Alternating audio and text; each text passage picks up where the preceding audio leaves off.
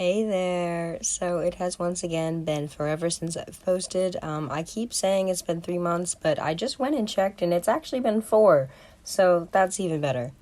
Just a quick FYI for this video, I am sick. I actually have a cough drop in my mouth. So if I sound a little weird, that's why. Anyways, ignore all that. We are here to talk about ArtFight, which I am so excited for. I'm actually head over heels in love with ArtFight. I mean, I am just down bad. It's actually only my second year participating, so, if there's some veteran out there watching that's like, shut up, I'm so sorry. It's puppy love. We're in the talking stage, if you will. I don't know. Anyways, I love ArtFight, and I'm here to convince you why you should join. So, if you're watching this and it's like halfway through July, or better yet, July is already over, then this might not seem like it has very much relevance, considering ArtFight is an event that only takes place in July. You can still access the site throughout the year, going and bookmarking characters and updating your profile, but you can only actually interact with the other people via attack and revenge anyways during the month of July. I have been seeing a lot of controversy recently. It's ArtFight's 10th year anniversary, so they decided to do something special and come out with 3 teams. Unfortunately, though, the third team, Team Mystery, has not been super well received. There's a lot less players,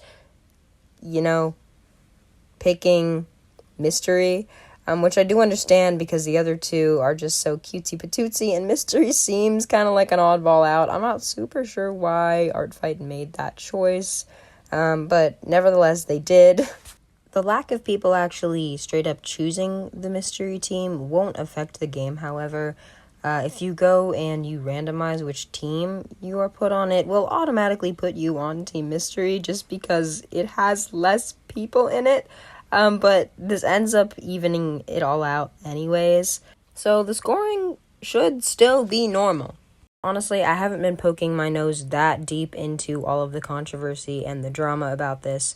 That's not really where I tend to find myself on the internet. So I'm just putting in my 2 cents from very far. I'm watching from over here, and probably commentating on it is not the best thing I could do, but here we are.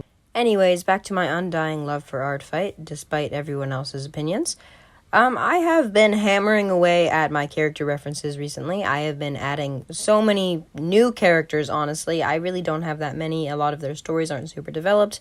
And the characters that I do have with developed stories aren't that interesting looking. They're kind of just normal people with random tales of glory, I suppose.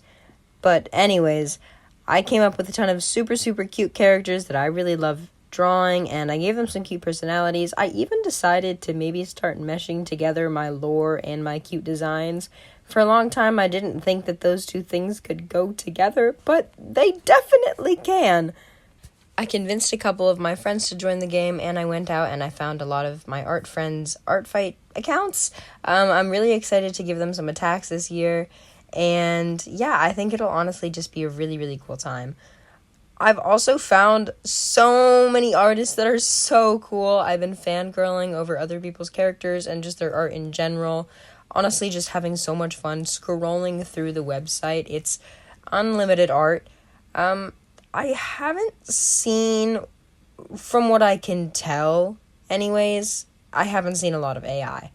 I'm hoping that's not on here, but honestly, if you are super worried about AI and you hate it just as much as I do, you can go back and look at artists who have been on the site for multiple years and see their characters from the past or their attacks from the past. And in doing this, you can see their progress as an artist, which is both just fun to see. It's very interesting. And it's also just yay, you can make sure that it is, in fact, not AI and that these skills have been acquired through fair, normal means. Another part about ArtFight that is just like really, really cool is seeing all of the different communities on here. There's a lot of different type of artists that I don't really see that often.